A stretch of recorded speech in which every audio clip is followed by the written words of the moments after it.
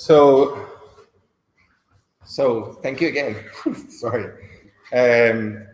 Sorry for the delay. Oh wow, this is has some sort of about who you are. Okay. Sorry for the delay onto this call. We have today with us two great brothers, we can say. Javier and Miguel. Javier is better in Spanish than in English. Miguel is better in English than in Spanish, or something like that. Or we can mix it up somehow. I think they are going to be very resourceful for you guys. They've been doing amazing things in the last years. It was almost impossible to get any background on Javier because he doesn't like social networks. That doesn't mean he's not using it for his work. That's right. He's using it. But on his personal basis, he doesn't like to do it. So everything that I know is from you, right? From Miguel. So basically, they had two different profiles. I'm going to be mixing your names. But Javier is more into the organization part. So he was starting up a travel agency, for some years. So he's very good into the networking part. And Miguel has been dealing with the video games for quite a long time. He was working for a company that he was quite famous here called Legend Studios for quite some years. He's been doing also some things in Berkeley. I've seen some other startups. But the most amazing thing that they've been doing lately is Gamepolis or Gamepolis, which is a big event they do once a year. They've been doing 3 times already. So this year they're going to be organizing. And last event, I was part of it. It was in July. Last July. And there were 27,000 people attending the event. Most of them, they were people playing games.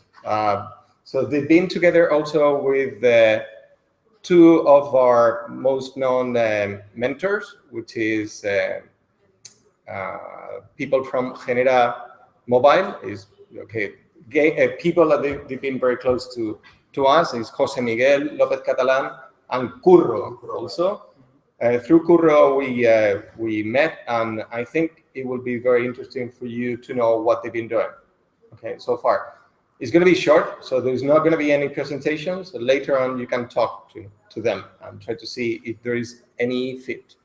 I know you gamers, you have some fit already, but you never know. I mean, how they can be doing. So, Javier, I think he's going to be talking to you in Spanish. So, if you don't mind, I could translate to you.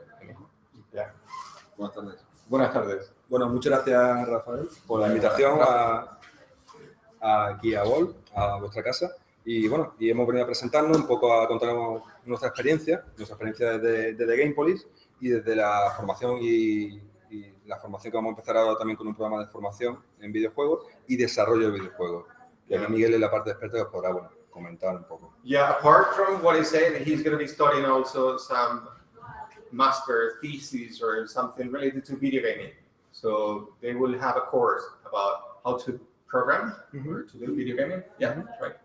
Or you can maybe translate for him. Yeah, why not? Okay, so thank you for being here. Sorry for being late. Okay, this is something very Spanish. So as Rafa said, I've been working in game development for almost 15 years. Okay, I started in a company named Legend Studio. So it was the biggest company here in Andalusia. We developed one game. It's one crazy game. You have to go back in time, a time where there was no Unity, no engines, and you have to do all the tools, all the custom, everything. Okay, so we managed to create a game named War Times. It was a real-time strategy game for PC with multiplayer, servers, chats, ladder, everything. Okay, it has everything, and we managed to launch the game in the States with a company named Strategy First and Atari. It was a company focused in distributing strategy games. And we were so lucky that when the game was launched, the distributor fell into bankruptcy. Okay, so we started fine, and then we managed to recoup the right of the game, and we started to redistribute the game around the world and trying to survive with this product. Then we we did bikes high performance simulator for a bicycle for a company in northern Spain. It was called Cardirus. Then we also continued to develop our custom engine. It was called Plague, and we create our IP. It was a kind of IP. It was a game, a RTS game, a real-time strategy game, based on the Civil War, Spanish Civil War, and the game was a complete success. It was the game it was launched by Grupo Planeta, was one of the biggest distributors in Spain at the moment. It was distributed for PC, and the game sold a good amount of units. Then we started working in consoles. We started working with Nintendo. We managed to get the development kits for Nintendo DS, and we've signed with 505 Games. It's a company based in Milan, and they are very big. And we got the license for Lunis, a famous kids show in Spanish television. It's something like the Muppets, a show with Muppets and everything. And we did a Nintendo DS game.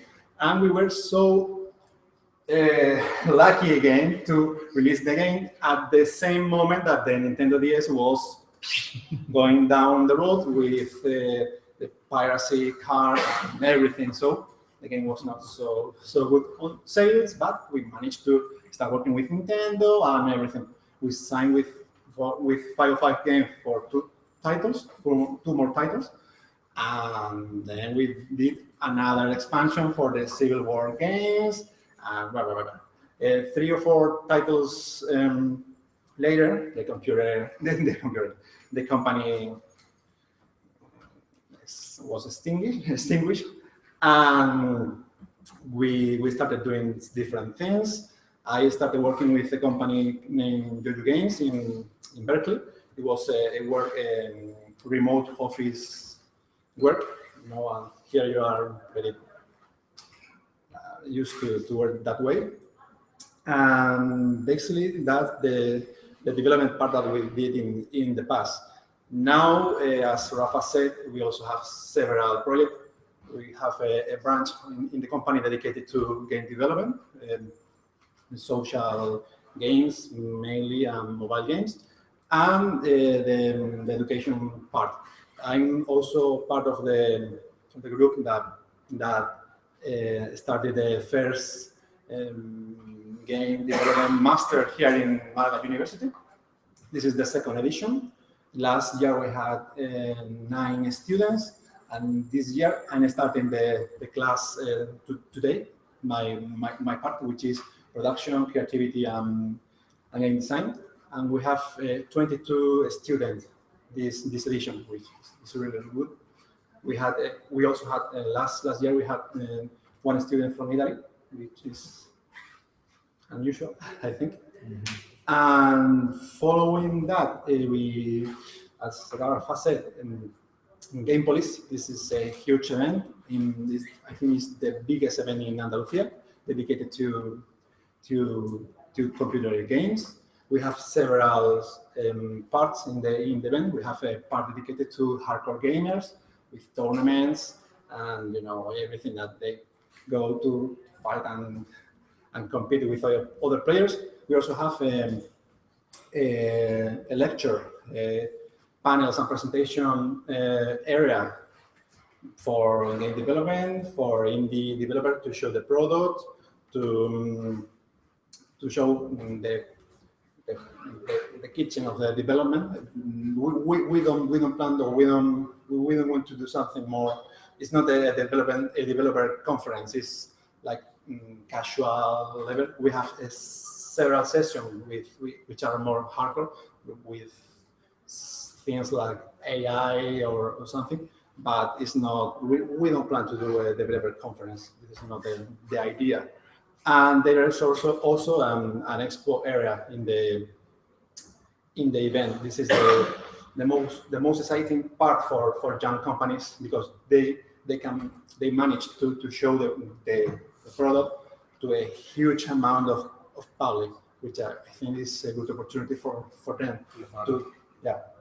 Javier is also saying that we have a retro computing area in the event, which is really interesting. We have a huge collection of consoles and computers from the 70s to nowadays, and it's really fun. But the good thing that I think that would fit for you is the opportunity to show your product, your games, since if it's related to computer game, obviously.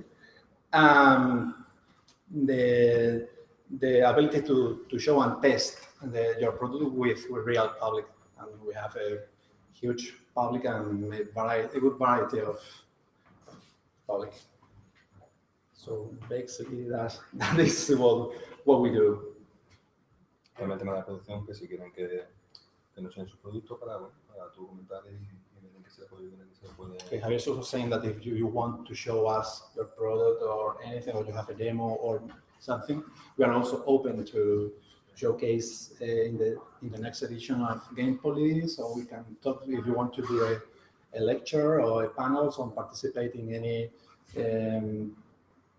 any presentation. We are open. Okay, so we will love to create a network of people, mainly from Malaga, Andalucía, and also from Spain. And we also love to showcase the talent that is here in Malaga.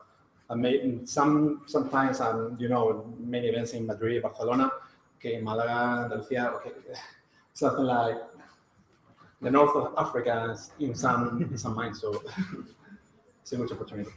Okay, so can I ask you a quick question? This is the thing that impresses me most, is how can you get such a big audience? I mean, in order to get 27,000 people here, you need to have reach at least, I don't know, probably 100,000 of them. So how do you do that in that short amount of time and with a really constrained budget? This is I want to have some shortcuts also for them. Maybe you're using growth hacking techniques or anything. So can you give us a little bit of feedback? How do you do it? Sí. Well, sorry, but I don't speak very well. Bueno, realmente, lo que ha preguntado Rafa, el éxito del evento es un evento que está pensado desde hace 5 años, que está diseñado para que sea masivo. Nosotros tenemos varias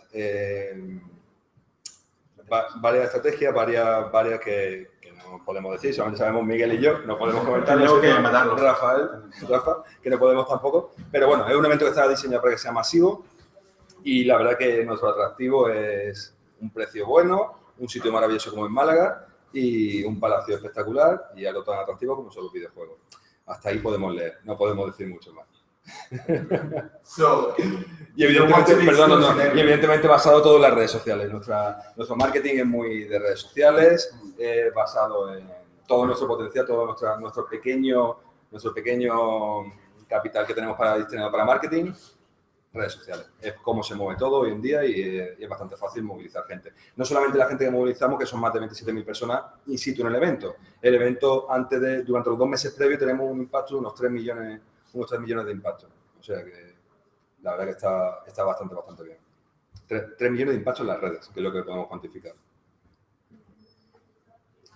Translate. Okay, so mainly he's saying that we have a strategy based on social network, okay, and social media. Basically, he's saying that if he told you what we do to get 27,000 people in the event, he should kill you, okay? No ha dicho eso, pero bueno. Parecido. Similar, okay. So, Esa frase la digo mucho. Si te lo digo, tengo que matarte, lo siento. So basically, we have 4 different audience for the event. The good thing that we do is that we basically, it may sound silly, but we gave every public what they want. Okay, we have 4 different public audience, and they are also incompatibly public. As a hardcore gamer has nothing to do with indie developer, and they may hate them. It's normal. And also, I don't know what kind of call it, retro 40,000, for example. Someone which is in love with retro computing and comes to the event with their children and everything, doesn't want to see maybe kids yelling and jumping with. Nosotros conseguimos que estos 4 públicos distintos convivan en un mismo sitio. Y como dice Miguel, son totalmente incompatibles. Y hacemos que convivan. Por eso también el éxito del evento. 4 públicos distintos. So should we cut it here, and maybe they can spend a little bit of time with you guys, and we can interact a little bit more. And I will, any questions you may have, general questions for us, or we'll dig it later on. Okay. So I will know what they're doing with social networks, and I will try to disclose it to you guys. No, I know. This is probably the secret sauce that they don't want to be disclosing, but they've been extremely successful for doing this. I'm deeply impressed. I haven't seen the space, which is Palacio de Congresos, with those big lines that they worked for hours and hours. People were queuing just trying to be there, which was pretty impressive. Thank you. Okay, so thank you for being here, and we'll cut it and go with you. Thank you.